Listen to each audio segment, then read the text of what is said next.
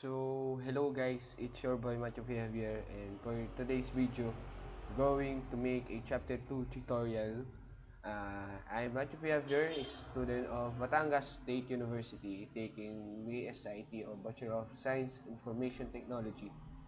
So for this video, I'm going to teach you what is in chapter 2 all about. So first, configuring a network system or operating system. So to configure in a network and operating system, every computer must require that operating system to function with. So it includes computer-based network device such as switches, routers, and access points and firewalls. So this network device use an operating system to be called a network operating system. So a network operating system, it is enable device hardware to function and provides an interface for users to interact in the CCNA course of study. Students to learn to configure both devices that will connect to the network and devices such as PCs. So and devices that can network together, intermediary devices like routers and switches. So learning this, configure the Cisco Internet Network Operating System or Cisco IOS. On Cisco IOS routers and switches in the large part of Cisco CCNA program study.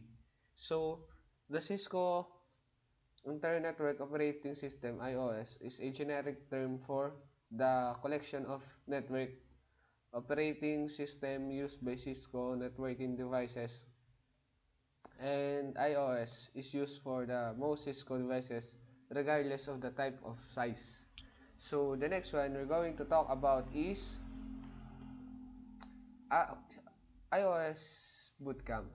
So the iOS Bootcamp have Cisco iOS, Cisco iOS Access, and to navigate the iOS.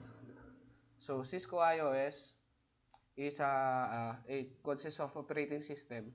So the outer part of it is first is the shell, second is the kernel, and the core is the hardware. Of course, it is the hardware. So operating system, uh, all devices and or all of end devices and network devices require an operating system. OS of as acronym of operating system. The portion of the OS that interacts directly with a computer hardware is known as the kernel, and the portion of the interface with application on the user is known the shell. So that can interact with the shell using a command line interface or what we call the CLI. So or a graphic user interface like GUI. GUI. When using a CLI, as shown, uh, the user interacts directly with the system in the text-based environment by entering commands on the keyboard using the CLI. It requires a very little overhead to operate. However, it does require the user to have knowledge of underlying structure that controls the system. So GUI interface such as Windows, OS, Apple, iOS, Android allows the user to interact with the system using an environment of graphical icons, menus, and windows. So first of all, I want to explain to you what is shell. First, shell is the user interface that allows users to request specific tasks from the computer. So this request can be modeled either through the CLI or GUI interface. So the next one is what is an kernel. So kernel is communicates between the hardware and software of a computer and manage how hardware resources are used to meet software requirements. And the last one is the hardware or the physical part of computer, including underlying electronics. So that is Cisco IOS. So the next one is Cisco IOS access. From the word it access, a Cisco IOS switch can be implemented with no still switch data between connected devices. By connecting two PCs to switch, those PCs will instantly have connectivity with one another.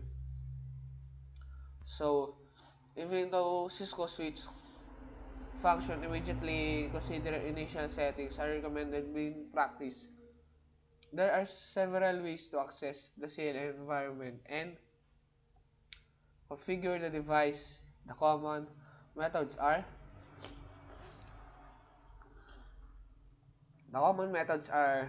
first is console, second is SSH or what we call secure shell, third one is telnet. So first, what is a console?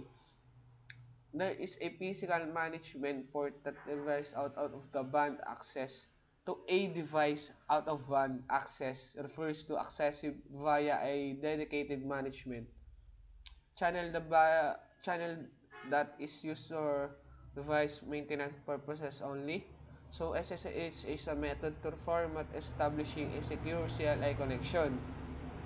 The telnet is an insecure method of remotely establishing a CLI session, though a virtual interface over a network. That is a telnet. So console, SSH, and telnet. Telnet is the best practice dictates to SSH instead of telnet for remote management CLI connections. And the SSH is the recommended method for remote management because it provides a secure connection, and SSH provides encrypted password authentication and transport of session data. This keep the user ID, password, and etc. and so on and so forth. So as for the console, the advantage of using a console port is the device is accessible even if no networking services has been configured. So navigate the OIS. It have also the Cisco IOS modes of operation and primary commands modes, and it teach us how to configure command modes and how to navigate between iOS modes. So the command line structure,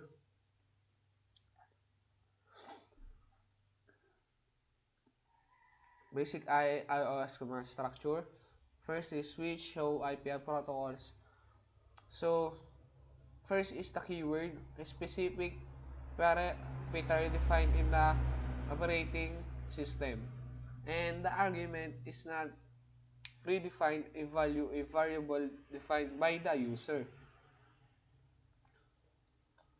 Then is the iOS and its syntax. There are ping, trace route, and the what we call the description and convention. The next one is the iOS to help features, hotkeys, and shortcut that make your configuring more easier. So there are CLI line editing, which it will have tab, backspace, tab to complete a partial command name entry, backspace erase, control the erase the character at the cursor, and so on and so forth. Note, delete the key to erase the right of the cursor is not recognized by terminal emulation programs. So break keys like Control C to back into privilege mode to exec mode, and Control Shift 6 all-purpose break sequence used to abort DNS lookup and trace route pings. So the next line is basic device configuration. So it have host name.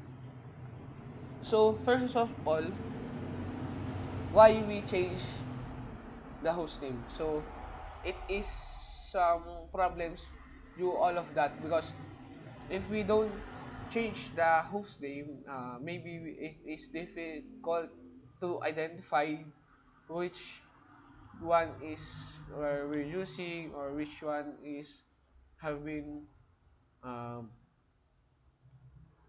which is to say Tagalog is kulang. And host name is very important, guys, because host name is uh, or host name, before you should know the rules or the guidelines to having a good host name. So first, it starts with a big letter. So contain, or big letter, or rather, or with letter, contain no spaces, and and with a letter or digit. Use only letters, digits, and dashes. No special characters allowed, or be less than 64 characters in length. So that is all for the host name. The next one is limit access device. So secure device access. To secure device access, securing admin, we can either encrypt all passwords with the line which we are using is the service password encryption, to provide the encryption of all the password you use. Service password encryption, enable secret, what is your password. So the next one is save configuration. So save configuration is save the running configuration file is uh, you're going to back in the privilege mode and type start at config or running config. So to see if it is working or not, you can type also show running config or show start at config. And if the device, or to save the changes you made to the running configurations, you may type copy running config to start up, copy running config to startup config. So the line is copy running config, startup config, and free break exec mode command. So addressing schemes, we are now in the addressing schemes, which is have port and addresses, configuring IP address, and verifying connectivity. So ports and addresses, device requiring IP address, it is computers, workstation, laptops, file servers, and web servers, network printers, VoIP phones, security cameras, smartphones, and mobile-handed device, such as barcode scanners. So configuring IP address, it is the manual IP address configuration for end devices, or automatic IP address configuration for end devices, switch virtual interface configuration, or what we have also the syntax checker for configuring a switch, virtual interface, and packet. And that is all for chapter 2. We've talked about the configuring a network operating system, the iOS bootcamp, the basic device configuration, and address schemes. So, thank you for watching. Again, I'm Mathew, Javier, student of Batangas State University, and this is all about Chapter 2 tutorial. That is all, and thank you.